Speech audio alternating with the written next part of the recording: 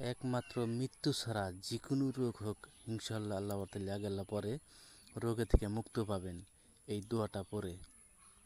আচ্ছা বলেন তো, নবীজির হাদিস কোনোদিন মিথ্যা হয় নাকি? বলেন, আপনারা যদি নবীজির হাদিস যদি মিথ্যা বলেন তাহলে তো দুনিয়ায় থাকবো না। সেই জন্য পাওয়ারফুল একটা দোয়া নিয়ে আসি। এই দোয়াটা আপনিও শিখবেন, আরও অন্য 10জনকে শিখাবেন।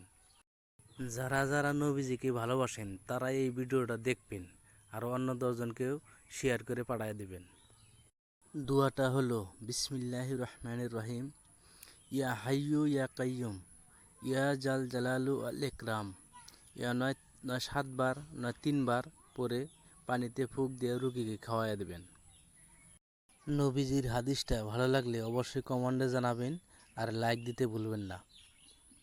মদিনার পেজটা ফলো দিয়ে অবশ্যই পাশে থাকবেন, আশা রাখলাম আপনাদের কাছে।